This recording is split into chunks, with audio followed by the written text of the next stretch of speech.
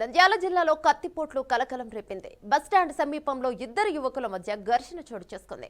హరి అనే యువకుడిపై హుస్సేన్ అనే మరో యువకుడు కత్తితో దాడి చేశారు. యువకుల మధ్య మనస్పర్ధలే దాడికి కారణంగా పోలీసులు అనుమానిస్తున్నారు. గాయపడిన హరి నంద్యాల సర్వజన ఆసుపత్రిలో చికిత్స పొందుతున్నాడు. ఇక పోలీసులు కేసు నమోదు చేసి దర్యాప్తును చేపట్టారు.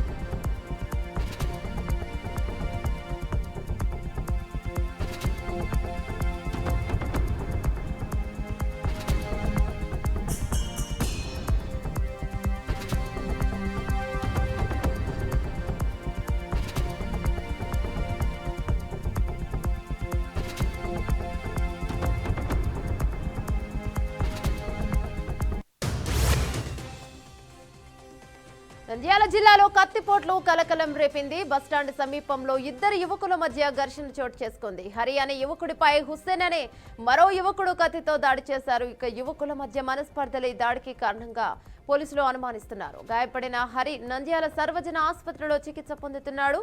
పోలీసులు కేసు నమోదు చేసి దర్యాప్తును చేపట్టారు. ఇక దీనిపై మరింత సమాచారం అందించడానికి మా ప్రతినిధి బస్వరాజ్ ఫోన్ ఇన్ లో ఉన్నారు. రైట్ బస్వరాజు, చెప్పండి.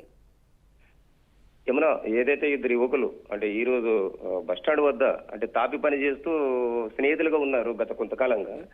అయితే కొంత ఇద్దరికి మనస్పర్ధలు రావడంతో ఈ రోజు గొడవపడి ఒకరిపై ఒకరు కత్తులతో పొడుచుకున్న పరిస్థితి కనిపిస్తా ఉంది. అయితే ఈ ఘటనలో హర్యానాతను తీవ్రంగా గాయపడి ప్రభుత్వ ఆసుపత్రిలో ఉన్నాడు. అయితే నంద్యాలలో యువకులు కావచ్చు, ఇతరత్ర రాజకీయ కక్షలు కావచ్చు, అంటే బాహాటంగానే బహిరంగ ప్రదేశాల్లో కత్తులతో పొడుచుకోవడము లేదా గొడవ పడవడము, కట్టెలతో కొట్టుకోవడము సర్వసాధారణం అయిపోయింది. గతంలో కూడా ఇలాంటి సంఘటనలు ఎన్నో జరిగాయి.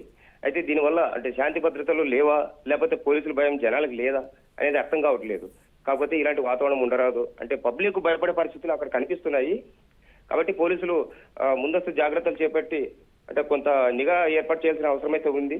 బట్ ఈ మనస్పర్ధల విషయంలో అంటే ఎందుకు ఈ ఇద్దరు యువకులు పోటీ పడ్డారు, కొట్టుకున్నారు అనే దాన్ని పోలీసులు అయితే కేసు నమోదు చేసి దర్యాప్తు చేస్తున్నారు. ఏమైనా రైట్, థ్యాంక్ యూ బస్వరాజ్.